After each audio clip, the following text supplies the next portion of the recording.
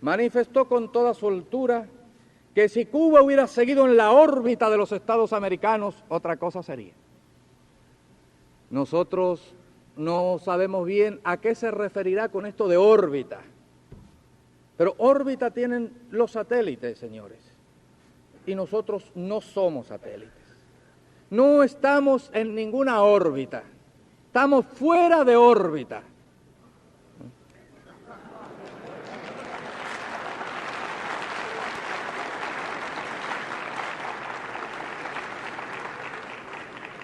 Naturalmente que si hubiéramos estado en la órbita de los Estados americanos, hubiéramos hecho aquí un melifluo discurso de algunas carillas con un español naturalmente mucho más fino, mucho más sustancioso y adjetivado, y hubiéramos hablado de las bellezas del sistema interamericano y de nuestra defensa firme e inconmovible del mundo libre, dirigido por el centro de la órbita, que todos ustedes saben quién es, no necesito nombrarlo.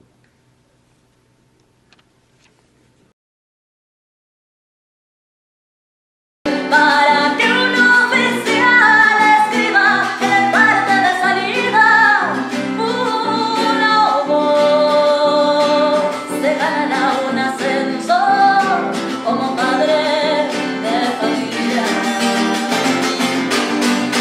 Para que un oficial escriba el parte de salida, una voz lo contará en la guardia que no tembló.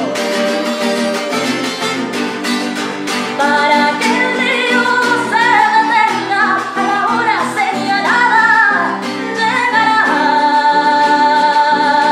Tengo una puñalada como una mano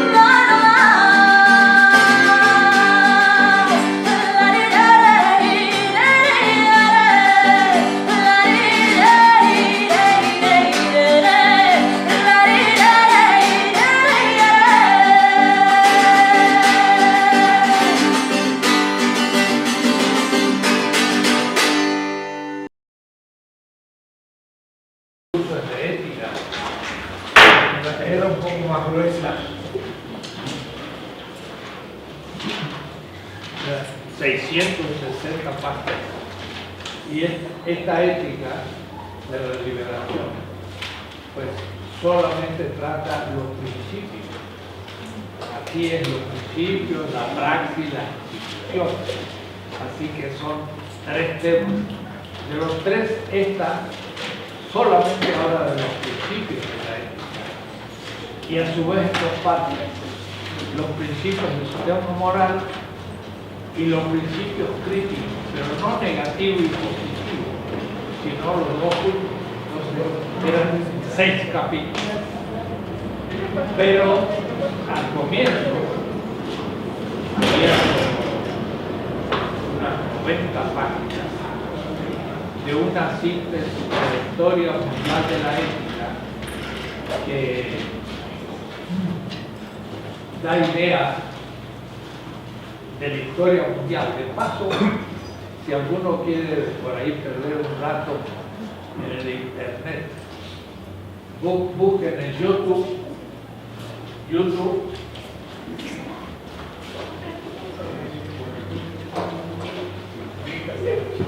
pongan mi nombre, pongan historia entero, mundial, historia mundial, Quito. Entonces ahí le va a salir un curso entero, pero la primera clase es bastante importante. Tiene como 150.000 entradas. La escuchó ya bastante gente. Cuando tengan un rato libre, la ponen.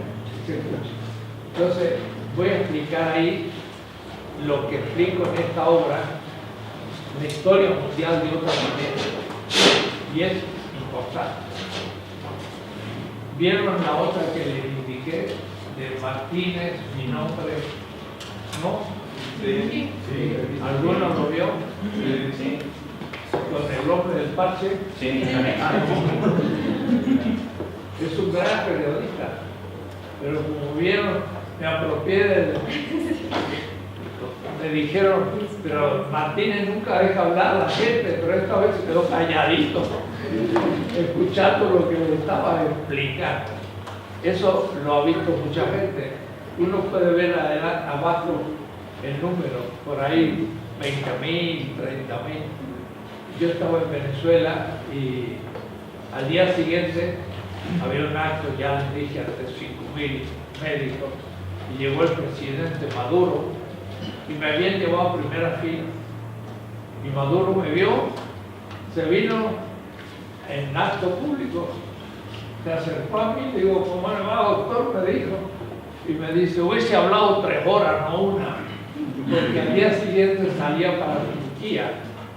Y bueno, de paso yo informé cosas, dice, me dio buena idea sobre Turquía. Bueno, eso, hay muchas, habrán visto que hay muchas cosas mías, porque estoy dando cursos directos por internet, pero del curso que hago en la UNAM, los miércoles. Entonces ahora están los cursos enteros que estoy dando, pero aquí no. Aquí es para ustedes nomás, no es para el público. Bueno, hoy explicaba el segundo principio crítico que se llama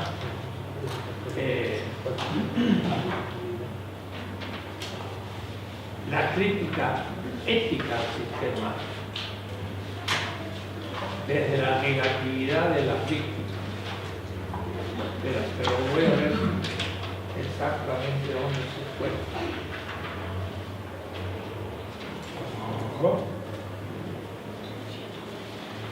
Y tomo como ejemplo de punto de partida en la página 412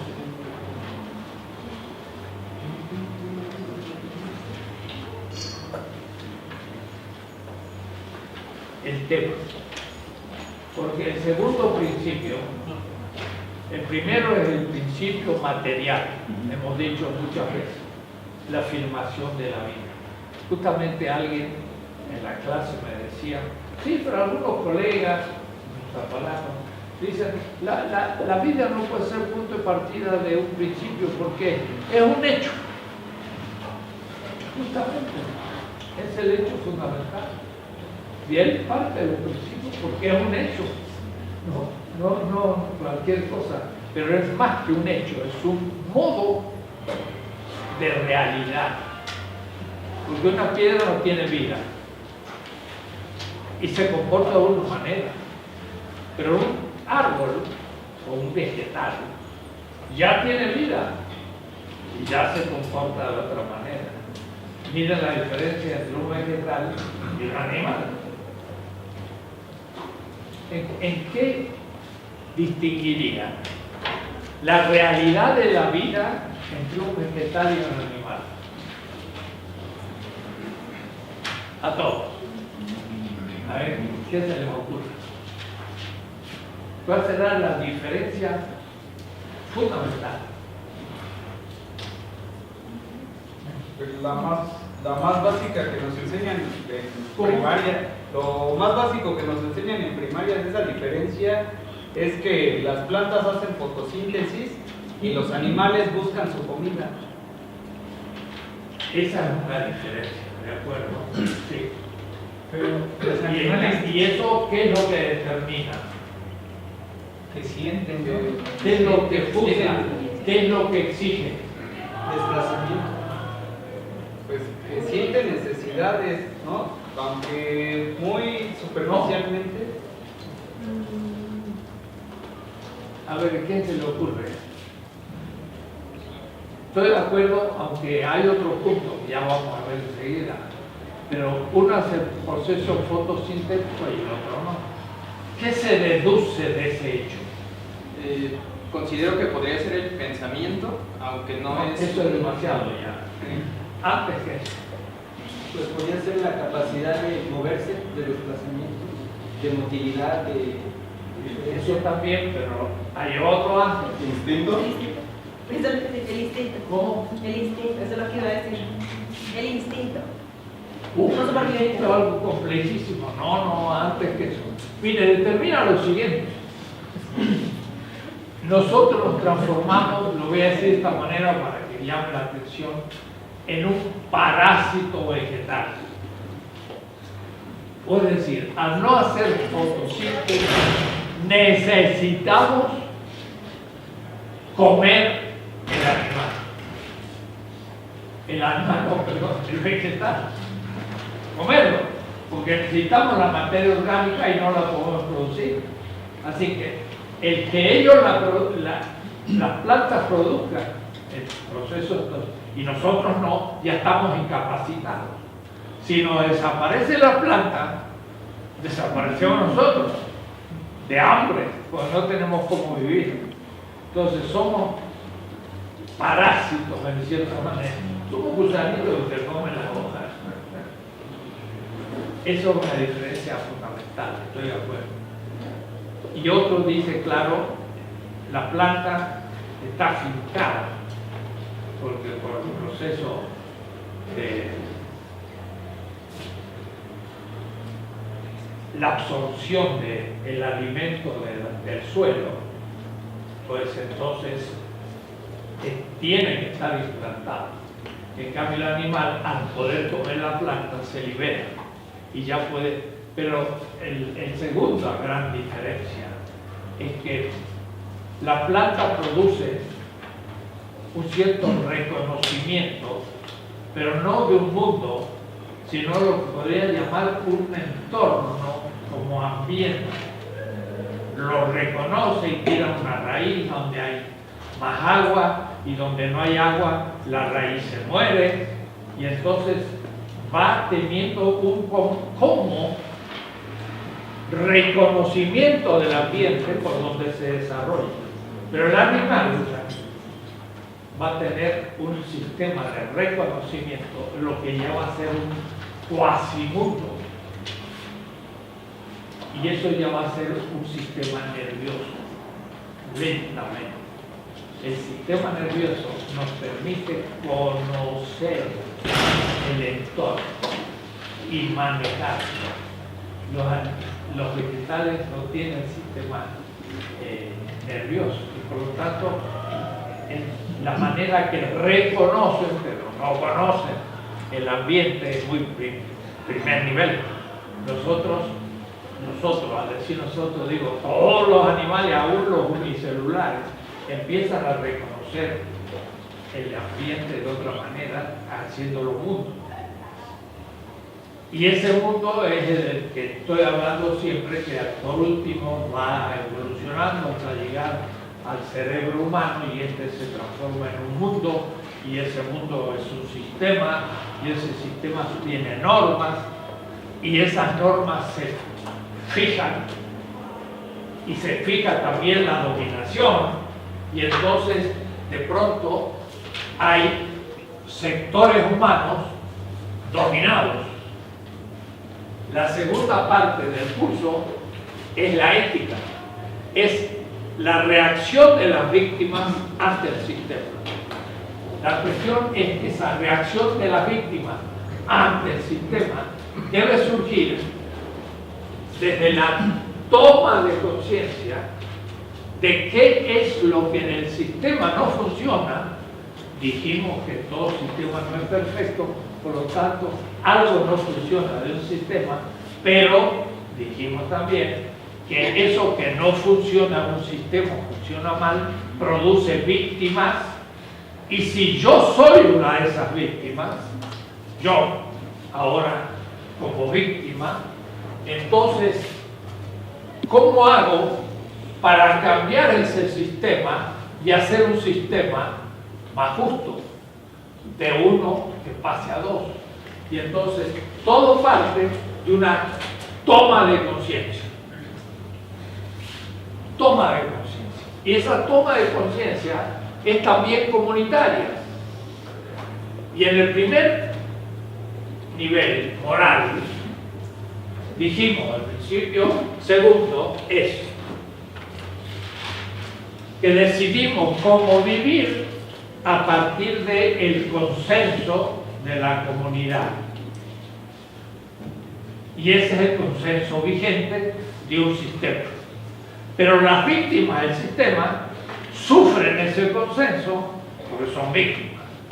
La cuestión es que ahora las víctimas también constituyen una comunidad y también llegan a tener conciencia y tener consenso, pero consenso de que sea en el sistema que produce esa negatividad, esa opresión, esa pobreza en la víctima. Es conocer las causas por las que yo soy víctima. Y eso lo puedo hacer por consenso, pero de las víctimas. Mi discusión con el profesor, que era un filósofo, él basaba todo en el consenso. Pero sin darse cuenta, hablaba del consenso del sistema vigente. Yo le digo, ¿y las víctimas? Bueno, las víctimas no son simétricas con respecto al victimario, porque en la comunidad, para poder tener un miembro y otro miembro, un consenso, deben tener derechos iguales, tener igual capacidad de discusión, tener derechos a decir lo que piensa, para que discutiendo argumentativamente, sin violencia, lleguen a un consenso. Y ese consenso obliga a los dos, porque libremente hemos participado sin violencia, con argumentos, el que tiene mejor argumento, yo lo acepto y estamos de acuerdo. Pero ¿qué pasa con alguien que no está al nivel, sino que está a otro nivel? Porque tiene menos cultura, porque justamente no fue a la escuela, no sabe argumentar. Entonces, Apple tenía conciencia que si no hay simetría entre los que van a discutir, los argumentos no van a valer porque uno va a saber mejor argumento que el otro, no porque tenga más razón, sino porque tiene más manejo de la argumentación. Entonces, el tema de él era, ¿qué hago con aquellos que no tienen el mismo nivel? ¿Cómo hago para elevarlo y poder entonces entrar en la discusión? Y me invitó a mí, porque mi ética no era del discurso ni de la argumentación, sino de una praxis de liberación, que podía elevar la víctima al nivel igual que el otro. Pero discutiendo con él, me di cuenta de una segunda cosa. Los del sistema están a un nivel. Las víctimas no están culturalmente educadas a la argumentación al mismo nivel. Pero una cosa, pueden entre ellos tener simetría. Puede decir, por ejemplo, mientras que la cultura es machista, el varón iba a la universidad, el varón tenía más cultura y la mujer no tenía tanta cultura, no podía discutir lo mismo, no tenía los mismos derechos, entonces estaban de proporción. Pero ahora se juntan todas las mujeres y ahora sí están desprotegidas con respecto al varón, pero entre ellas tienen simetría y ahora pueden argumentar entre ellas y llegar al consenso que dice: estamos peor tratadas, no nos dan derecho y ellos son dominadores y nosotros dominadas. ¿Estamos de acuerdo? Estamos de acuerdo. Hay una simetría y hay un consenso. Ese consenso es el consenso no vigente machista, es un consenso de los dominados, las mujeres, y ahora es un consenso crítico. apliqué el argumento de Apple que dice, el consenso es aquello que yo debo respetar, ¿sí? Pero ahora yo tomo el consenso de los oprimidos, que debo respetar, pero ahora se produce una contradicción entre el consenso del sistema, pongamos machista, y el consenso de las mujeres que no se aceptan sus derechos. Ese es un consenso crítico.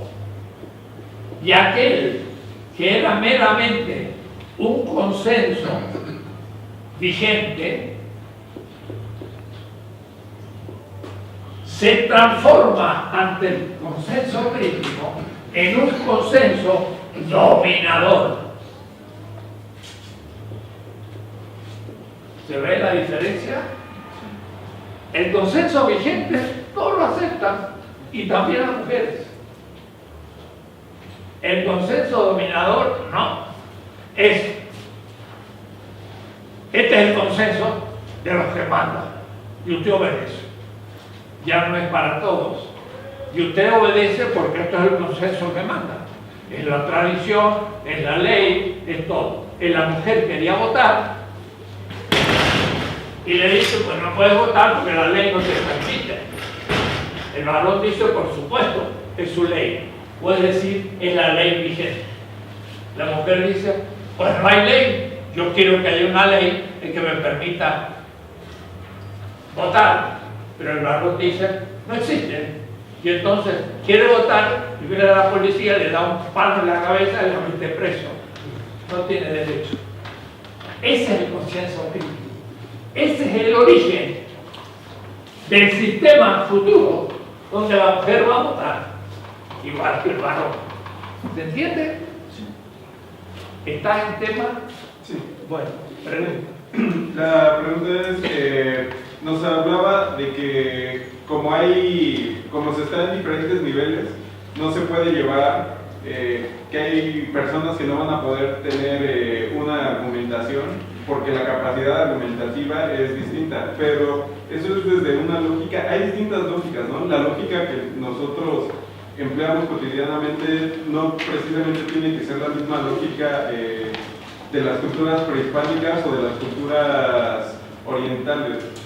¿Cómo se maneja ahí que la manera de argumentar de nosotros no es la misma manera de argumentar de personas que viven en otro contexto? Ese es otro tema.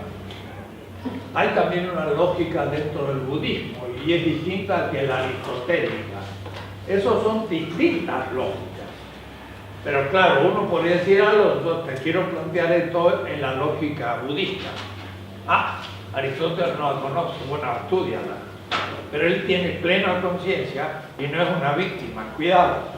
Es víctima si la lógica aristotélica griega llega a ser europea y la europea es la que pretende ser mundial, y la budista, como es una colonia, el país, Tailandia, es ahora el país dominado y de paso su lógica. Eso sería una dominación, una colonización científica o de la lógica misma. Hay distintas matemáticas y hay matemáticas que se borraron de la historia porque las practicaban pueblos, los hindúes por ejemplo, que tenían otros desarrollos de la matemática. Pero eso se olvidó y ya no se estudia más porque al mismo tiempo que la dominación militar hubo una dominación científica y la ciencia de los pueblos dominados desapareció. Pero lo cierto es que tendría menos capacidad lógica para discutir con el otro. Pero no es el tema ahora ver que hay un diálogo entre distintas lógicas. El tema es que a cualquier nivel no hay la misma capacidad argumentativa para imponer una conclusión a una comunidad. Y ya lo ve eso Apple, dice, contrafácticamente, o decir, en una situación ideal, simétricamente, vamos a recibir el mejor argumento. Pero empíricamente, nunca se da una perfecta simetría. es que en el ser humano no hay nada perfecto. Entonces, ni hay un sistema perfecto político, ni puede haber una perfecta simetría. Tendría que haber otro que fuera yo mismo ante mí mismo para estar al mismo nivel. Si tuvo un año menos de estudio, ya está menos. Y si estudió en una universidad patito, ya menos. ¿Cierto? Entonces, lo interesante es que él, en el caso de que no haya simetría, no puede llegar al consenso. Pero yo sí. Porque yo puedo decir, los que están a un nivel pueden sacar conclusiones.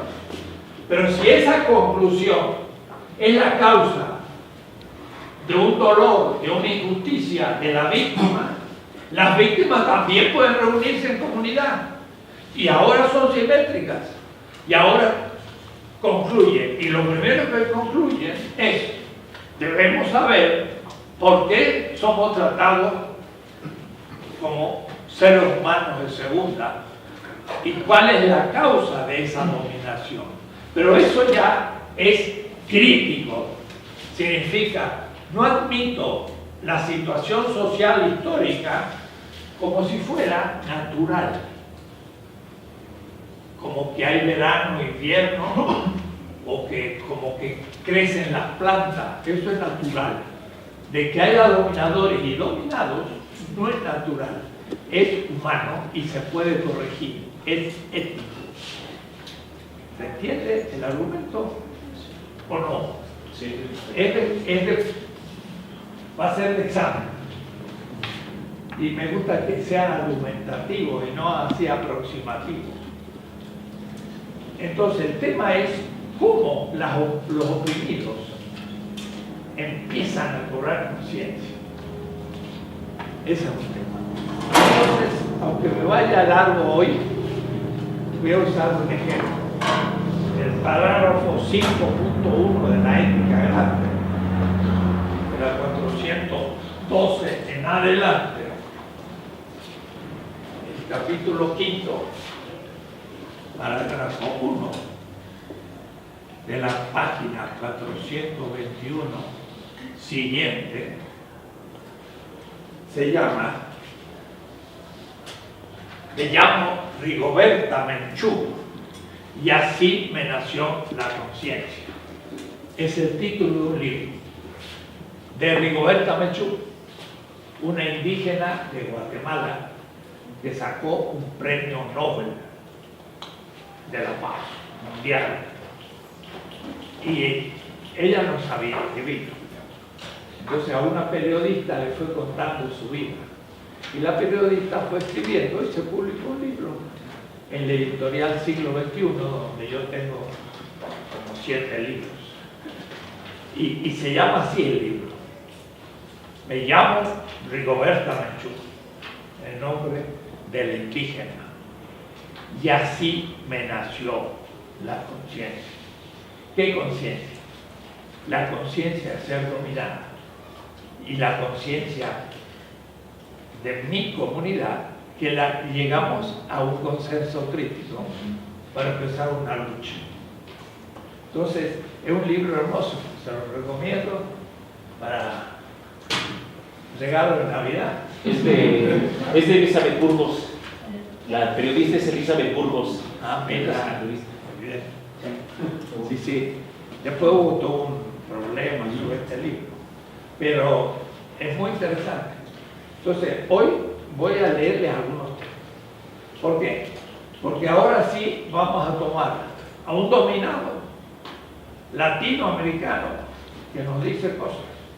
Y ahora escuchamos a nuestra gente, no a Newton ni a Einstein, a una indígena maya, que podría haber sido, pues, yucatana o chiapaneca, pero el límite de los países la dejó en Guatemala. La cultura maya era más grande que los límites. Entonces, miren, tienen textos muy bonitos y se los voy a ir leyendo. Dice en un texto: yo no soy dueño de mi vida. Eso la vida. La vida de la que estoy hablando. La vida, que es el primer principio de la ética. He decidido ofrecerla a una causa. No soy dueña y por lo tanto lo ofrezco. Me pueden matar en cualquier momento, pero que sea en una tarea donde yo sé que mi sangre no será en vano, sino que será un ejemplo para mis compañeros. Es del calibre de Hidalgo. Estas son las grandes personas de la humanidad.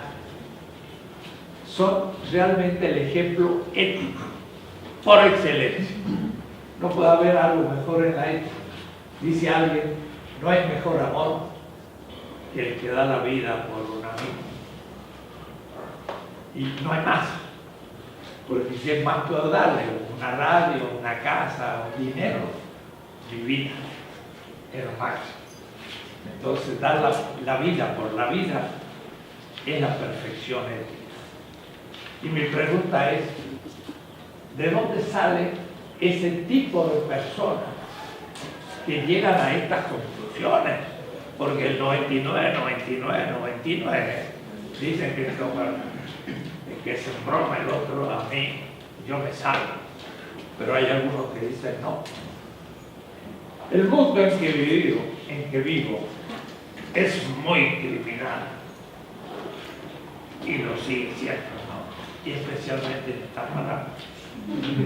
Tan sanguinario, que de un momento al otro te la quitan a la vida. Uno cree que va a vivir siempre, pero no. Esta es una persona sabia, no es el montón, no tiene doctorado, más, dice, no he leído nunca en mi vida un libro, y es sabio. Otros han leído millones de libros y son más ignorantes que un burro. Por eso, como única alternativa, lo que me queda es la lucha. Fuerte. Y yo sé y tengo confianza que el pueblo es el único capaz. Las masas son las únicas capaces de transformar la sociedad. Y no es una teoría nada más. Es una experiencia, ¿no? Bueno, el libro es tremendo, pero les voy a leer textos fuertes. ¿Cómo le surgió la conciencia?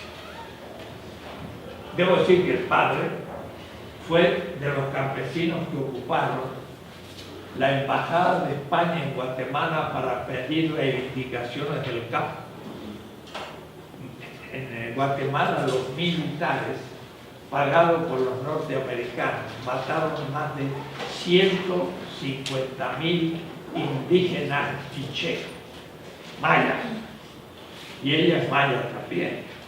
Entonces, en Guatemala había unas matanzas ferozes.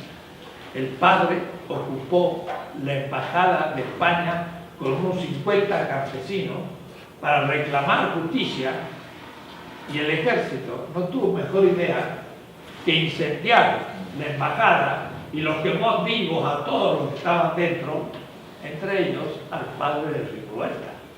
Es decir, era una familia muy especial.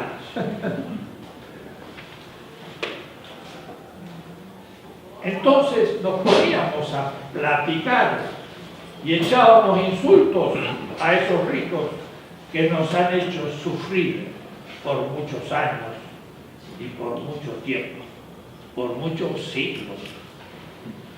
En ese tiempo yo empecé a hacer mi formación más política entre la comunidad. Le llaman formación política. Yo le llamaría ética. Otro texto.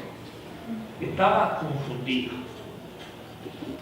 Pues decir, es lo primero que dice, ¿y por qué yo soy un pobre y el otro es rico? ¿Por qué? Estoy confundida. Un cierto cambio sufrí internamente. Para los demás no era difícil comprender que aquí está la realidad y aquí está lo falso. De paso, ya se mandó ahí un juicio filosófico de primera. Dice, la realidad y lo falso. ¿Qué es la verdad? Es la actualización en mi cerebro de la realidad. Y lo falso es actualizar algo que no es real. Por lo tanto, la realidad se opone a lo falso. Tiene inteligencia. No tiene la cultura escolar, pero es sabia. Tiene la cultura de su pueblo. A mí me costó un poco todo esto. ¿Qué quiere decir explotación para mí? ¿Por qué nos rechazan? ¿Por qué al indígena no lo aceptan? ¿Y por qué antes la tierra era nuestra? Eran nuestros antepasados los que vivían aquí. ¿Y por qué los extranjeros, todos los blancos, los mestizos, todos nosotros, no los yanquis, sino nosotros, por qué los extranjeros no nos aceptan como indígenas? Allí se encuentra una discriminación. Pero el más fuerte es este. Miren cómo dice. Yo empecé a analizar mi niñez y llegaba a una conclusión. Yo no tuve niñez. Yo no tuve infancia. Yo no tuve escuela. Yo no tuve suficiente comida para crecer. No tuve nada. Y miren, una vez yo tomé un avión de Guatemala para México. Estaba sentado y de pronto surgió una indígena muy bajita porque no tuvo suficiente comida para crecer. 1,50 m o 40 m. Sentó al lado mío y era Rigoberta Menchú y estuve hablando con ella. Me llamó la atención lo chiquito que era. Y entonces le dije, mire, yo le quiero dedicar mi ética que estoy escribiendo. ¿Usted lo acepta? Bueno. Y por eso que al comienzo de la obra dice, a Rigoberta Menchú, mujer, oprimida del machismo, indígena maya, racistamente dominada, campesina, clase dominada, de raza morena, raza dominada guatemalteca, como dicen, Guatemala está guatepeor. Mal. Y así empezó mi ética. Claro, se lo ofrezco a ella. Bueno, pero me llamó ahora la atención que leía esto. No tuve suficiente comida para crecer. Y yo decía, ¿cómo es posible? Y relacionaba. Habla mal el castellano, porque su lengua es quiché. El castellano ya van a ver cómo lo aprendió. La vida de los ricos, donde yo he pasado, ¿cómo comían? ¿Cómo comían los perros? Porque ella dijo, tengo que aprender el ladino, el castellano. Entonces se empleó de empleada doméstica en Guatemala. Pero no se empleó para ganar un salario, sino para aprender el castellano, poder hablarlo. Y entonces fue empleada doméstica. Entonces, mira lo que dice. Yo lo he conocido. Los hijos de los ricos, ¿cómo comían? Los perros. Hasta educaban a los perros para que conozcan a sus meros dueños y nos rechacen hasta nosotros, las sirvientas. Otro texto dice, y cogíamos después de los perros. Entonces, estamos hablando del que está en el fondo de nuestra sociedad. Todo esto se me juntaba y no sabía cómo compartir las ideas. Se le juntaba todo y decía, ¿qué pasa? ¿No? Así es como empecé a tener amigos de otra comunidad. Yo hablaba Yo estaba dando un curso en la Universidad de Duke University en South Carolina, en Estados Unidos, con un colega que se llama Walter Miñol, un gran pensador, filósofo. Hacíamos un seminario juntos y yo mostraba lo que era la corporalidad de la ética y todo, y traía el texto que ya les traje a ustedes, del texto de los muertos en Egipto, que dice el texto: di de comer al hambriento, porque la primera exigencia ética es comer al hambriento, dar de comer, porque si no se muere. Y entonces ella empezó a ir a las otras comunidades, y para hacer un diálogo, tener un motivo de conversación, no empezó a hablar de la ciencia, la matemática, la biología, sino empezó a hablar de lo más común. Y ese sería el comienzo de un diálogo con cualquier cultura. Si yo fuera de la China, la India, yo podría preguntarles esto. Y ella preguntaba: ¿y ustedes qué comen? ¿Qué comen? Si yo le pregunto a un hindú, me dicen arroz. Ah, ¿y qué hacen con ello? Una tortilla, pero así. Ah, y yo hago otra. ¿Y qué gusto tienen? Y puedo gustar la cultura. Y la mía es distinta. Algunos extranjeros dicen: hay que tener hambre para gustar nuestra tortilla de maíz, porque no les gusta. Pero después que tienen hambre ya les empieza a gustar. Hay que tener hambre. En eso Kant decía: el mejor cocinero es el hambre. Y era medio un guzmán, le gustaba comer a Kant. El único vicio que tenían era comer. Invitaba a sus amigos a una hora puntualísima todos los días. Era un solterón, pues, patológico, pero tenía amigos con los que comía el señor K. Bueno, podríamos hacer todo un trimestre sobre este tema. ¿Y ustedes qué comen? ¿Cómo hacen el desayuno? ¿Cómo comen al almuerzo? Yo puedo decir que no tuve colegio para mi formación política, sino mi misma experiencia, y traté de convertirla en una situación general de mi pueblo. ¿Con qué precisión hablo?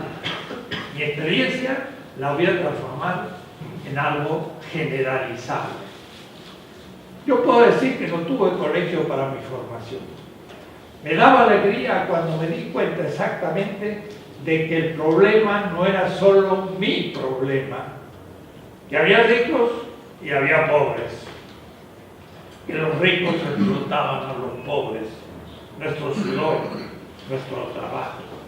Por eso eran cada vez más ricos. Luego, el hecho de que no nos escucharan era un despacho. No habla bien el castellano, tuvo que aprender. Entonces, despacho era un error. Que teníamos que hincarnos ante las autoridades. Era parte de toda la discriminación que vivían los indios. Entonces, va tomando conciencia. De pronto, que hay un sistema y sus víctimas, y van creando unanimidad entre las comunidades, y ahora eso es válido para ellos, pero en contra de lo que piensan los otros que son los dominadores. Tenemos el choque de dos valideces: la validez vigente y la validez crítica. Esto que les enseño no lo dice ningún filósofo en la Tierra. Ninguno. Soy el primero, su profesor. ¿Por qué? Porque he discutido con Apel, que es el mejor filósofo alemán, todavía en vida. Pero he sacado conclusiones que ni él se dio cuenta. Porque él sigue pensando que el único principio de la ética es el consenso de los miembros de la comunidad. Y luego aplica ese principio en cualquier lado, pero no se da cuenta que lo aplica en beneficio de los dominadores de cualquier sistema. Entonces aplica su principio del consenso en el liberalismo dominador político, o entre empresarios capitalistas dominador del sistema económico. o entre rectores, que son los dominadores de un sistema de enseñanza. Y entonces no se da cuenta que también hay asimétricos, gente que tiene menos posibilidad argumentativa, pero que son sabios, porque la han sufrido y llegan a consensos que están contra los consensos de los dominadores. Hay dos consensos. Eso no se le ocurrió a Apple. Cuando yo lo descubrí, dije, tengo una nueva ética. Y se le expliqué a Apple y dice, sí, de la mía se deduce lo que usted dice, exactamente. Lo único que usted no la dedujo y además no se da cuenta del resultado. Como no lo ha trabajado, no se da cuenta que esto le da vuelta a toda su ética. Porque ahora la que vale, ¿cuál es? ¿La dominadora o la crítica? Y si es la crítica, la dominadora queda en el aire. Y si a su vez ese consenso está debajo de la legitimidad política y la legitimidad política debajo de la ley se funda en el consenso, pero de los dominadores, la de Indias, y esto era Nueva España, y la ley era la ley de Indias, pero Hidalgo tenía un consenso de los dominados y no estaba de acuerdo con ser una colonia Nueva España y no estaba de acuerdo con las leyes del consenso de los españoles y el rey de tenerlo como colonia. Y él no tenía oportunidad de argumentar ante el rey, pero entonces los patriotas argumentaron entre ellos y llegaron a un consenso. Hidalgo, Allende, Matamoros, Prima Verdad y todo, que tenemos que independizar. Pero eso estaba en contra de la ley. Y entonces ahora había que luchar para crear México, que no es Nueva España, es otro sistema. ¿Y dónde está su ley? No tengo ley. Todavía no he dictado la nueva constitución. Va a ser en 1814. Y ya murió Hidalgo antes, así que no, se murió sin ley. ¿Se dan cuenta de lo que estoy diciendo? Pongo patas arriba toda la ética. Ustedes dirán, profesor, pero su ética es inmoral. Claro que es inmoral. Si moralidad es las normas del sistema. Esto hay que enseñarse en la prepa.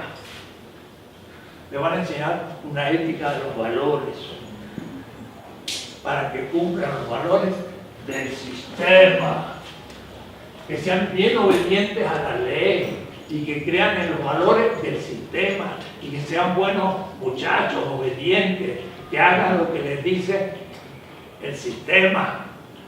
¿Y eso es ética? No, eso es inmoral, porque hay que decirle a ustedes son fruto de una injusticia, tenemos que cambiar el mundo y tenemos que tener razones éticas para cambiar. Eso es la ética. Rigoberta es el ejemplo. Se levantó. Entonces, desde ahí entendemos las cosas de otra manera. Dice Rigoberta, los ricos, desde allá donde está el gobierno de los ladinos, el gobierno de los ricos y hasta de los terratenientes, ya empezamos a ver más claro las cosas y, como decía, no nos costó entender que había que luchar junto con los demás. Empecé a viajar por distintos lados, consultando todas las cosas. Entonces entendía mejor a mis hermanos y a mis hermanas y se transforma en una líder guatemalteca y viaja por el mundo haciendo conocer los crímenes de los militares guatemaltecos y entonces le dan el premio Nobel de la Paz. Ustedes la reconocen como un héroe de la humanidad. Hay muchos otros que no se les reconoce nada, pero son de igual calibre. ¿Se dan cuenta? Eso está en la ética y no en él. Luego, ya te doy después, el asunto es cómo surge esa conciencia crítica. Y hay un gran pedagogo, se llama Paulo Freire, que es un brasileño. Paulo Freire. Y él enseñaba a los barrios más humildes, pobres, del nordeste de Brasil, hay 30 millones de habitantes, una pedagogía en la que tomaban conciencia crítica, política contra el sistema. Y se llama Pedagogía de la Liberación. Ese autor, en la carrera de pedagogía de la UNAM, no hay quien lo enseñe. Dice que es un político y no un pedagogo. Porque para ello la pedagogía es saber enseñar las cosas muy bien, la didáctica. Pero si yo soy un dominador y tengo didáctica, enseño muy bien la dominación. Pero si yo soy una persona que tiene conciencia crítica, enseño muy bien la conciencia crítica. El asunto, ¿qué es lo que yo enseño, señor pedagogo? Entonces, en la UNAM no hay quien enseñe Paulo Freire porque es un político y no un pedagogo. Lo que pasa es que es un pedagogo crítico. Y él entonces inventó una palabra, con todos los otros, que se llama concientización, en portugués. Concientización. No existía esa palabra en ninguna lengua. Es la acción por la que yo tomo conciencia, pero conciencia crítica del lugar de víctima que ocupo en la sociedad, lo cual expongo ahí la posición de Paulo Freire, porque cuando él enseñaba a la gente que se tomaron conciencia crítica, muchos tomaban miedo a la libertad. Puede decir, Hidalgo dijo, somos libres de España y vamos a luchar para sostener. Mucha gente no lo siguió porque tenía miedo. ¿A qué? Al ejército español, que no lo bajara. Puede decir, ser libre es un riesgo, sobre todo cuando uno es esclavo. Entonces, Paulo Freire es fenomenal. Escribió su libro 1968, La pedagogía del oprimido. Leyendo ese libro, yo empecé a trabajar la filosofía del oprimido y le llamamos filosofía de liberación. Es una nueva filosofía en la historia mundial de la filosofía. Esto que yo llamo ética de la liberación es una nueva escuela filosófica en el mundo. No hay otra que piensa desde los oprimidos. Es muy particular, no es general. Es que somos fruto de la naturaleza, que vivimos dentro de la naturaleza, que la naturaleza no es un recurso explotable, como lo piensa la ciencia moderna y la tecnología, sino que la naturaleza es una realidad digna que tenemos que cuidar. Nos lleva a la muerte de la especie como estamos viviendo por el problema ecológico. Justamente el problema no es antropocéntrico, sino moderno, que es distinto. La modernidad constituye una naturaleza como recurso y entonces nos sacan los recursos. Y hasta la vida de los indígenas son recursos. No es alguien, es un recurso. El indio era metido en la encomienda y se lo explotaba sin salario. Iba a la mina y producía el oro y la plata. Iba a la hacienda y producía la producción del maíz, o como esclavo producía los productos tropicales. El indígena y el esclavo era un recurso para el capital, destituido de su dignidad humana. Eso es una moral del capitalismo que destituye a nosotros de la dignidad. Y eso es lo que el señor Trump tiene en la cabeza. Trump no es algo excepcional, Es un Cortés mejorado. Nada más. Pero eso piensan todos los norteamericanos o el 99. Perdón. No tanto. Hay también gente con un poco de conciencia. Pero la cultura norteamericana en general, solo por el color, lo destituye de la humanidad. Eso es la moral del American Way of Life. Que era cuando América era land great. No, era racista, machista, capitalista y ecocidia, es decir, con una actitud que mata la vida, ¿no? Y ahora si los chinos quieren hacer lo mismo, pues se nos acabaron los recursos de la tierra. Y si todos quieren hacer lo que hacen los americanos, necesitamos 5 planetas Tierra para tener energía solar, porque la que tenemos no nos alcanza. Y entonces, ¿qué va a pasar? Baja una nueva civilización. Vamos a empezar de nuevo. Esto se va a venir abajo. No sé si lograron ustedes todavía porque es lento, pero se va a venir abajo. No pueden seguir, no pueden. Es imposible. La ciencia lo está diciendo, pero el señor Trump tiene un grupo de aplaudidores de las transnacionales que dicen que los científicos no tienen razón cuando dicen que la temperatura aumenta. Debe ser porque no tienen termómetro. Son tan millonarios, no tienen un termómetro. Pero está subiendo y todos los científicos dicen que está subiendo, pero no le conviene a las transnacionales que se sepa, porque entonces van a tener que dejar de quemar petróleo. Pero si dejan de quemar petróleo, es el gran negocio. Pero eso no va a durar mucho tiempo. Primero porque se va a acabar el petróleo, pero después porque va a subir de tal manera que nos moriremos juntos. La ética que yo estoy hablando es la ética del futuro, no para una minoría. La víctima va a ser el 99% de la humanidad. Entonces no es una ética de las minorías. Las minorías son las que se están chupando toda la energía y están acumulando la riqueza.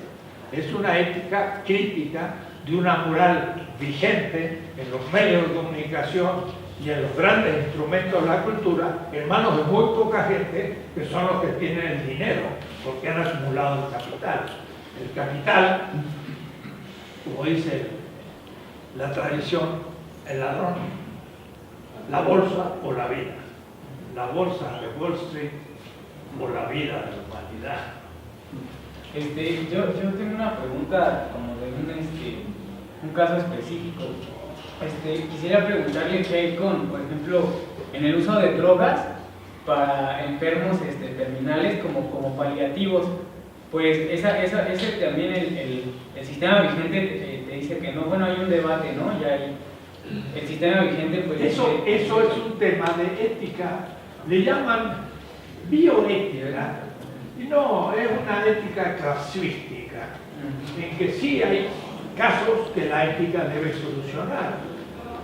Yo creo que la eutanasia, dadas condiciones objetivas, reales, de alguien, digamos, que está en la terminal de un cáncer muy doloroso, en donde ya no hay salida y no es posible, ¿por qué no anticipar la muerte? Eso no es contra la ética.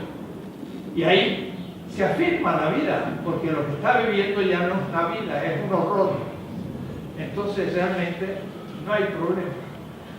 Cumplimos con las condiciones. Lo mismo el tema no lo mismo. La droga, en cambio, es otro tema. En una de diálogo en la televisión con esta gran periodista que CNN ha incorporado para mejorar su rating, ¿cómo se llama?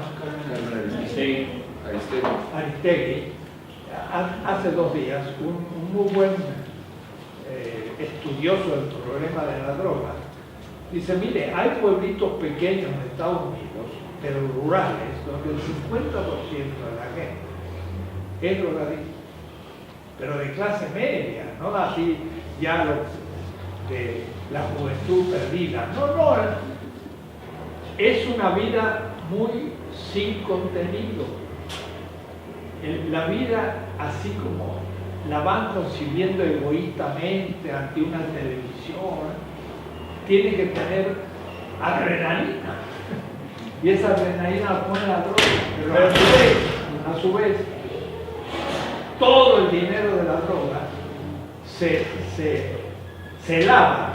México es el tercer país en el mundo de lavado de droga y Estados Unidos el primero. Entonces, tanto perseguir a los pobres muchachos que distribuyen la droga, habría que agarrar a los bancos y ahí terminó el problema. Pero no lo hacen porque los bancos son los que producen la droga y es el gran negocio. Profesor, pero por ejemplo, en cuanto a las sustancias de plantas naturales, como exploración de la conciencia, como por ejemplo en pueblos prehispánicos que usan peyote o hongos alucinógenos. Sabemos que esas plantas eran usadas muy pocas veces al año en rituales religiosos, donde efectivamente la gente se transportaba como a otro mundo y pensaba tener... Pero era una cosa muy racional, diría, su uso y muy acotado. El chamán que hacía ese culto no era un drogadicto, era un hombre normal que en algún momento pasaba un estado místico y luego volvía a la cotidianidad.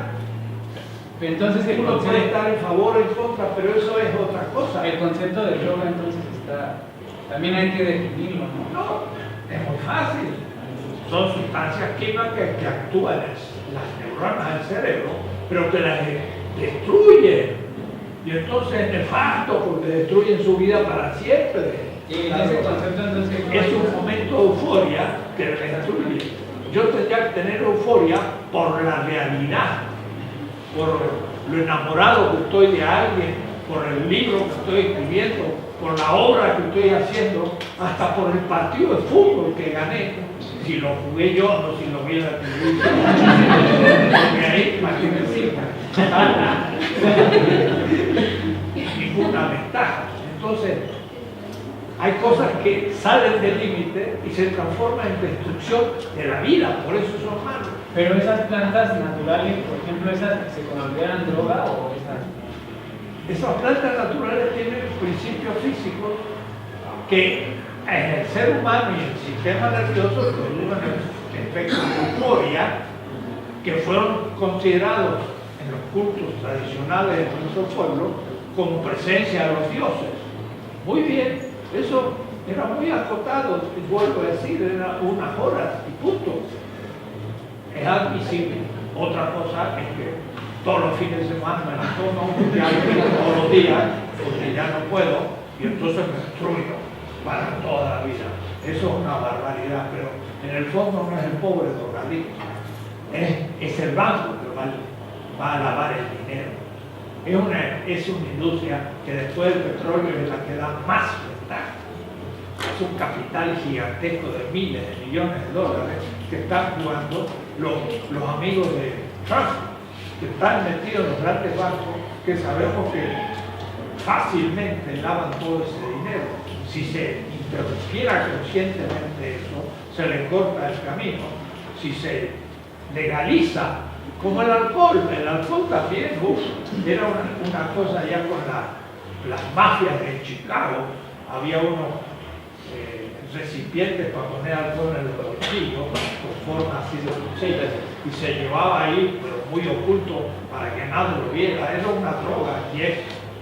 Pero se legalizó, y bueno, si usted es borracho, vamos a lograr reconducirlo, y si no quiere, bueno, va a tener que tomar su responsabilidad, pero el precio baja, se puede legalizar, se puede poner en condiciones, se puede rehabilitar la gente en lugares públicos, y entonces dejamos de gastar en policía, dejamos de matar gente y se acabó. Pero en esta situación es el capital el que produce la organización, no es la pura vacío de la vida cotidiana. Pero en fin, son temas éticos, pero las soluciones no son los que se quieren dar, porque están regidos por el principio del capital. Bueno, tomo Paulo Freire porque sería como un pedagogo que permite crear en la víctima conciencia de que es víctima. Él, por ejemplo, tenía una manera de poner una foto de un rascacielos y una foto de la favela donde estaba dando su clase. Y entonces la gente veía un rascacielos y la favela era un barrio perdido, donde estaba la gente discutiendo. ¿Y por qué la diferencia? Y bueno, porque son ricos, nosotros somos pobres. ¿Sí? ¿Por qué la diferencia de eso? Y la gente entonces tomaba conciencia de que si hubiera una favela era una gran injusticia y se tomaba conciencia de la realidad del sistema y entonces comenzaba a luchar para tener más justicia a todos los niveles, y eso es una conciencia ético-política que le hace cambiar toda la vida. En este capítulo, además, analizo el problema de la ciencia, porque la ciencia también depende del sistema. Entonces, las ciencias especialmente sociales, pero también la ciencia matemática, biología, física, estudia ciertos capítulos para solucionar ciertos problemas que después tecnológicamente son ciertas soluciones tecnológicas que pueden entrar en los procesos de producción de la mercancía que se venden al final en el mercado. O es decir, hay capítulos de la matemática que no se desarrollan porque no se ve su capacidad de fundamentar una nueva tecnología.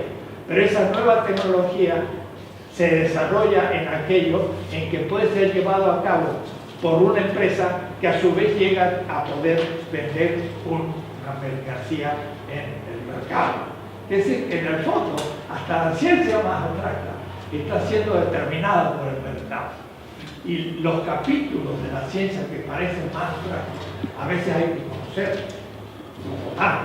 Yo tengo que conocer la matemática como tal para ir llegando a capítulos donde ahora sí se van a aplicar a la tecnología más en concreto.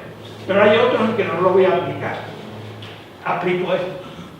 Y esos son los que se aplican en Estados Unidos, en Europa, ahora en China. Y entonces son esos los que más se desarrollan. Otros que pueden ser muy útiles para un pueblo pobre, nadie lo desarrolla porque no hay empresa que pueda producir una mercancía porque esa gente no puede comprar. Entonces no se desarrolla. Hay una determinación aún en la ciencia más dura, así llamada, que viene desde la posibilidad de que el capital saque ganancias.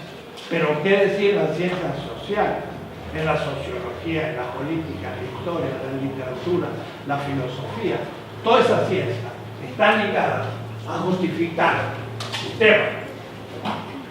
Y el asunto es que no hay ciencia que esté pensando en que este sistema se ha hecho un problema y hay que pensar en otro futuro y usar la ciencia para eso. Pero eso significa nuevos observables, lo que significa nuevas teorías, pero teorías exigidas no por el sistema vigente, sino por un sistema más justo. Y entonces es el caso de Marx. Marx dice, los economistas confunden entre ganancia y plusvalor. Para ellos es lo mismo. Pero el fruto de la economía capitalista que se enseña en Harvard tiene una teoría económica, por ejemplo, neoliberal de von Hayek, que explica cómo se llega a la ganancia por competencia y por transferencia de valor internacional, etc. Pero no tienen idea de lo que es el plusvalor. Entonces Marx dice, confunden ganancia con plusvalor. En realidad no saben ni lo uno ni lo otro. Porque plusvalor no es meramente la ganancia, es la parte no pagada al obrero que termina por ser ganancia. Pero para determinar esto necesito otra teoría económica no una neoliberal, sino crítica, que estudie la otra para explicar el plusvalor y de ahí distinguirlo de la ganancia.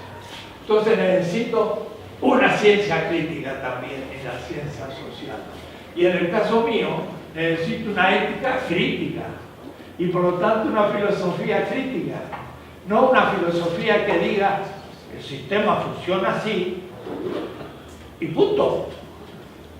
Sino funciona así y produce injusticia. Hay que cambiarlo y hay que cambiarlo de esta manera. Y entonces ya no es lo mismo. Es una filosofía crítica, es una sociología crítica, es una literatura crítica. Porque García Márquez, ayer cumpliría 90 años, tuvo una literatura crítica. ¿En qué sentido? Habló de los recuerdos de infancia. 100 años de soledad es la vida de su pueblito, de su abuela y su abuelo, pero contando la vida de un pueblito colombiano, cuenta la vida de un pueblo oprimido. Es un relato del éxodo de Moisés, metáfora. Es fantástico, es una obra tremenda. Se dice que del Quijote a 100 años de soledad son las dos grandes obras del castellano, una obra fundamental, pero de un pueblo pobre dominado por la presencia también de las nacionales y todo. Y el que la sabe leer, le nace una conciencia crítica. Es también una literatura de boom, pero el boom es crítico. Aunque hay como gente como Vargas Llosa, que es más de derecha.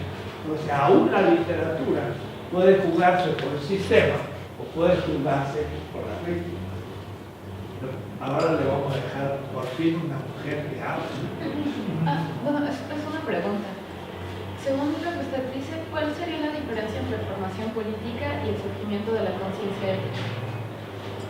¿Cómo? O sea, ¿cuál sería la diferencia entre formación política? Es que mencionó que, o sea, cuando Roberta Menchú dice su formación política, pero usted lo denominaría como conciencia crítica o conciencia ética. ¿Cuál sería la diferencia entre la formación política y la conciencia ética crítica? En las 14 veces yo hablo de la diferencia entre la conciencia moral y la conciencia ética. Quiero distinguirlas. La conciencia moral es la conciencia que tengo dentro del sistema por el cual me remuerde cuando no cumplo las normas del sistema vigente. En el fondo, la ley. Esa es la conciencia moral. Pero la conciencia ética es la que me permite, si estoy en el sistema, escuchar la voz del oprimido. Y si estoy entre los oprimidos, es la conciencia que me exige ser crítico en contra del sistema. Entonces no es lo mismo la conciencia moral que me exige ser obediente a las normas del sistema, a la conciencia ética que me exige ser obediente al dolor y a la situación de las víctimas que critican el sistema. ¿Y la formación política entonces implicaría una conciencia Hay dos ética? formaciones. Ya. Está la formación para mantener el sistema y sería, por ejemplo, el sistema liberal, democrático, anglosajón, que tiene elecciones, que se hace propaganda. Es más o menos el sistema que tenemos. El que tenemos vigente, elecciones, etcétera, etcétera, es el sistema liberal. Ahora, tenemos que imaginar un sistema en el que la mayoría de un pueblo llegue a poder ejercer el poder. No es solamente representativo, debe ser participativo. Esas víctimas deben poder participar en las instituciones. Hay que crear instituciones participativas, constitucionales. Por ejemplo, cada barrio un comité de barrio. donde hay democracia directa y todo el mundo pueda asistir. Que el comité del barrio pueda plantear las necesidades a el delegado, pero que el delegado sea vigilado por un comité de vecinos. Entonces, que la participación sea institucional y constitucional, no que sea representación y después los representantes toman contacto con la gente o no toman. Y ellos se dividen de la gente y hacen lo que se da la gana y roban y todo, y la gente no sabe cómo comunicarse, porque es un sistema representativo, pero no está articulado con la participación. Necesitamos inventar un sistema más complejo que las víctimas puedan estar presentes. Hay que imaginar otro sistema, que no hay que negar lo conseguido, pero que sea de otro tipo. Y eso es lo que yo hago en la política ya.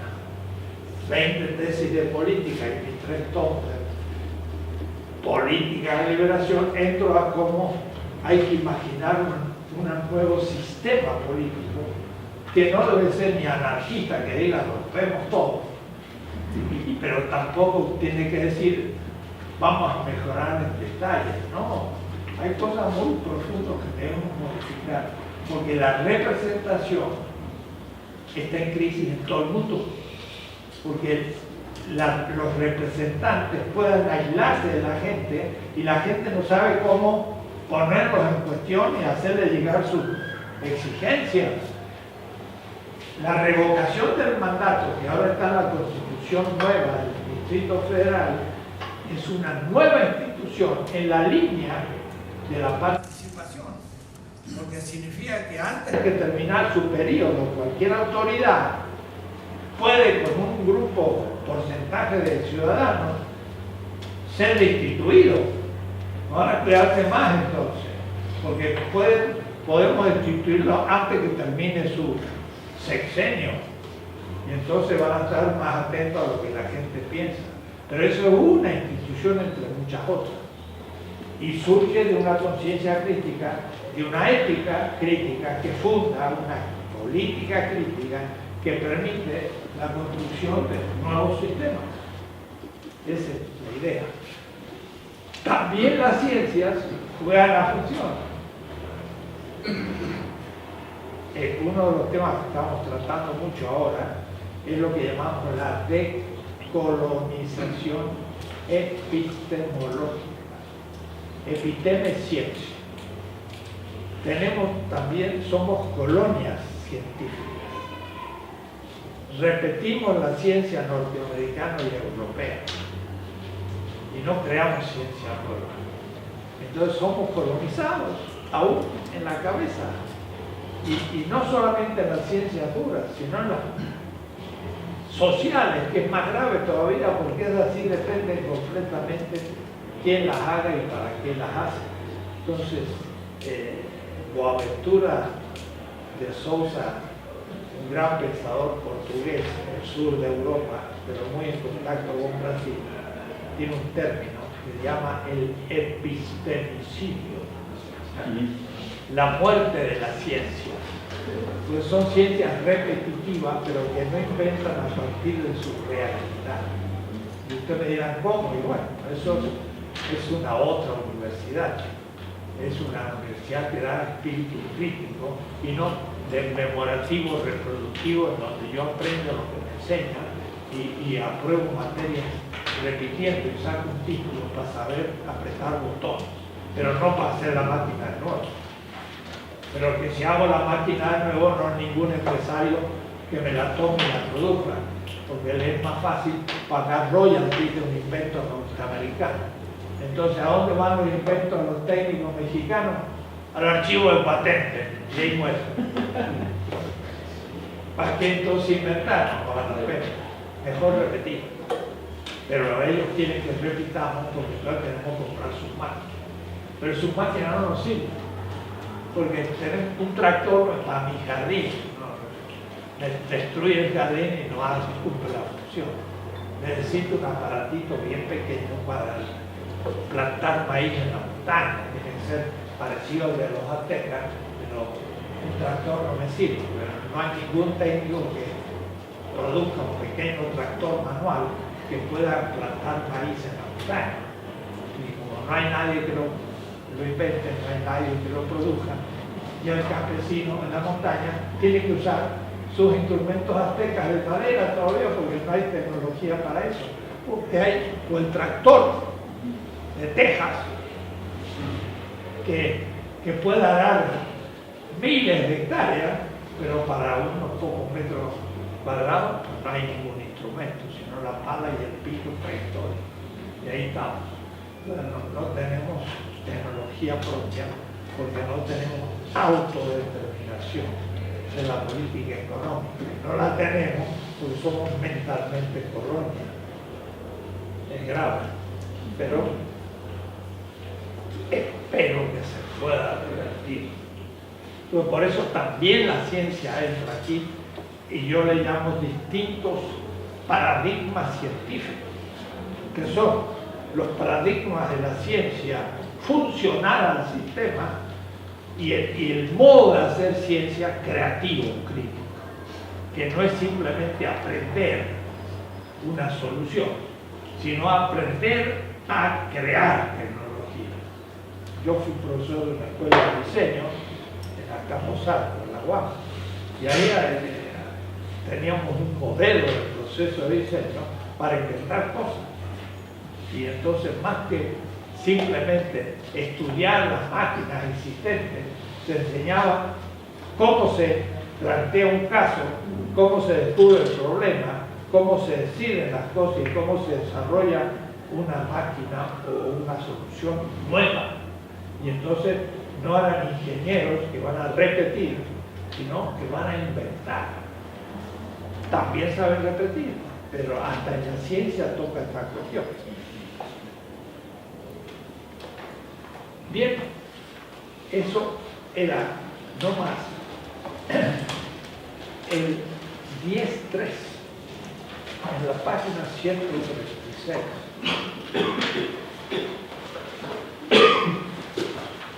El anterior 10.2 es el principio material crítico.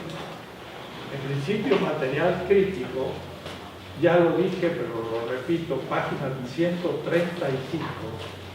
10.22 dice: debo responder con mi vida para que la vida negada de las víctimas pueda superar el estado de opresión que sufre y pueda crecer según las exigencias de la vida de la comunidad en último término de la humanidad.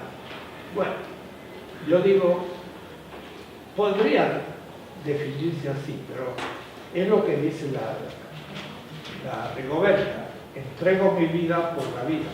Pero en realidad también puede decirse más simplemente: debo negar aquellos aspectos del sistema que impiden la realización plena de la vida de la víctima. Eso sería el principio material. Negar, oponerme, destruir aún aquello que impide la realización plena de la vida de la víctima. Puede decir, si no tiene comida, que pueda comer; si no tiene vestido, que pueda vestir; si no tiene casa, que tenga casa; si no tiene cultura, que pueda tener cultura; si no tiene representación, que tenga representación. Puede decir, debo comprometerse con una exigencia ética de negar el sistema en aquello que el sistema es causa de una vida que le falta aspectos positivos, no decir que está sufriendo. Hay que, entonces hay como intervenir ante esa negación de la vida, ¿no? Porque no hacer nada, o sea, estar también mirando es como un tipo de violencia, ¿no? Algún tipo, como violencia. Primero es tomar conciencia de que hay que negar. En la tesis 12, en la 12, va a haber que luchar y actuar para cambiar las cosas y crear las instituciones necesarias para afirmar la vida. Como dice Rigoberta, lo único que me quedaba era luchar, lo otro era morir. pero entrar en acción ante esa situación, ¿no? O sea, el ver nada más que está pasando y no hacer nada a alguien que, por ejemplo, no tiene que comer y quedársele bien o nada más y no hacer nada, me parece que ya hay unos sociólogos que es Tiene que haber la acción, pero también no hay acción ante la toma de conciencia. Sí. Cuando yo estoy resignado y creo que no puedo hacer nada y soy uno y las cosas son tan grandes que estoy resignado. El que está resignado está perdido. Y es la víctima que ha aceptado la moral del sistema. Hay que luchar contra la resignación, hay que esperar poder cambiar, hay que tomar conciencia. Voy a hacer algo, pero antes que eso, porque el sistema es justo, tengo que en él destruir algunas cosas, cambiar algunas cosas, inevitable. Y eso es lo peligroso. Solo me refería así como a la apatía, como violencia negativa, algo así. La apatía es no hacer nada y por lo tanto sigue la cosa, sigue la moral vigente. Ahora, yo puedo salvarme solito, soy más inteligente o me dieron más oportunidades, soy un privilegiado, bueno, me abro camino y me olvido de los demás. Pero si son los que no pueden abrirse camino porque están sufriendo la estructura del sistema en la parte más injusta, ahí hay que comprometerse. Y la ética es el que se compromete. Miren, sale en el diario de hoy, La Jornada, atrás, un barrio que ha surgido en Ciudad Juárez, de haitianos. Claro, querían pasar la frontera, ahora ya no pueden, se quedan en México. Y entonces realmente los pobres haitianos en Haití los han dejado en la plena miseria. Primer país independiente de América Latina, 1804, que fueron despreciados por todos nuestros héroes, Bolívar y todos, porque eran negros. ¿Cómo un negro podía ser? Toussaint Louverture liberó a Haití de Francia en 1804 y le hicimos un bloqueo toda América Latina y Estados Unidos, y la pobre Haití, siendo la primera hermana libre, se vino abajo y se transformó en el pueblo más pobre de América. Y ahora querían entrar por México a Estados Unidos, y como las fronteras se han endurecido, se han quedado ya en México, dicen, entre Haití y México, pues nos quedamos en México. Y entonces surge de pronto un barrio. Es un barrio como Port-au-Prince, el que ha estado allá.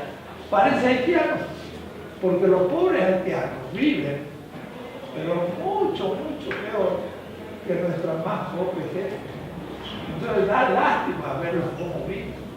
Pero para ellos más o menos mejor que lo que estaba en Haití. Entonces ya surgió una especie de favela brasileña junto a una montaña allá en Ciudad Juárez. Pero ¿quién le ha abierto la posibilidad? Bueno, un pastor protestante, pero un pastor que logró que un rico le diera un terreno y ahí se instalaron los pobres mientras que pasan para Estados Unidos. Yo creo que va a ser un punto de apoyo para ir cruzando la frontera, que se va a eternizar ahí, ¿no? Pero entonces hubo alguien que se compadeció de ellos y por lo menos le logró un terreno que ahora pueden hacer su pequeño pueblito, un poco mejor que Haití. Y ahí está, pero yo pensé, esa persona que se jugó por ello, eso es la ética. Eso es alguien que tiene conciencia ética, que ha permitido que esa gente viva, por lo menos. Mientras que Estados Unidos le cierra la frontera y que se muera, ¿no? Sí. Una pregunta. ¿Puede existir, bueno, a partir de lo que decía del debate con Apple, una jerarquización en la víctima, en las víctimas? Porque usted se refiere, por ejemplo, a campos. Podemos hablar de pobreza, violencia o explotación, en los cuales los tres son víctima, pero a la vez uno puede ser víctima del otro, ¿no? Por ejemplo, alguien que explota a la gente y esa persona, pero ¿podría haber alguna jerarquización en esa víctima? ¿O qué sería lo ideal para...? El sistema es abstracto en cuanto a que puede haber muchos tipos de sistemas. Hay un sistema de género. El varón, el macho, domina a la mujer en el patriarcalismo. De nuestra cultura ahí se va, las mujeres en plena revolución, cambio social, pero no lo han logrado todavía, necesitan hasta generaciones para hacerlo. Es decir, que un varón puede dominar a una mujer, pero ser un obrero en una fábrica que es dominado por el patrón.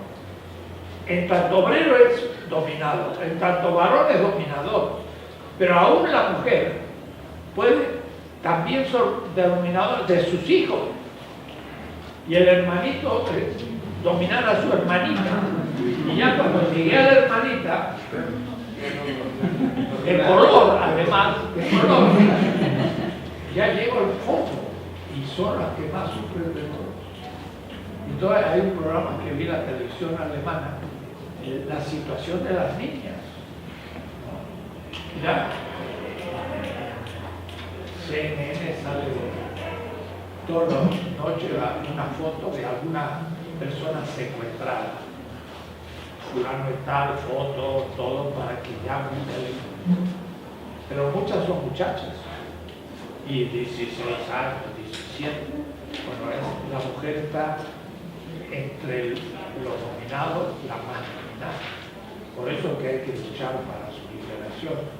Y el Día de la Mujer hay que ir varones y mujeres a manifestar, no solo las mujeres, los varones tenemos que ir. Somos nosotros los responsables y tenemos que ser los que apoyen ese proceso. Entonces, claro que hay, como ves, tipo. Ahí lo ideal sería erradicar desde abajo, o sea, desde el más dominado, empezar a generar En todos los dominados deben en su lugar empezar la lucha, cada uno en su lugar, pero algunos que sufren muchas dominaciones más duras, ¿no? Y justamente un haitiano, por ser de color negro, es más despreciado en nuestro continente. El indígena es despreciado, pero el afro más todavía. Y si es una mujer, más todavía. Y si es una pobre niñita, pues ya es el fondo de la historia. El máximo de debilidad. Y el que se compadece ayudando en un colegio a niñas de color negro, diríamos, está tocando lo más humillado de nuestra sociedad y es un acto ético el más sublime, más que hacer una revolución política. Era un poco como el Che Guevara. El Che Guevara médico salió con una moto pero para meterse a un leprosario. Y un leproso es casi peor que una pobre niña negra, porque sobre todo como se hace en Perú que ni hay tratamiento. Entonces, el leprosario comunitario, una cosa horrible. Y eso es lo que le dio al Che, ser médico ahí. Entonces, desde esa experiencia, después liberar un país de Cuba. Pero en el fondo fue liberar a los leprosos. Y eso es la actitud ética. Y es lo más humano del mundo. Eso es lo que quiero enseñar. No son valores, es amor al ser humano. Y es lo único más que es ser humano. Y de ahí la vida y de ahí la realidad misma de la vida. Muy bien, parece que ya.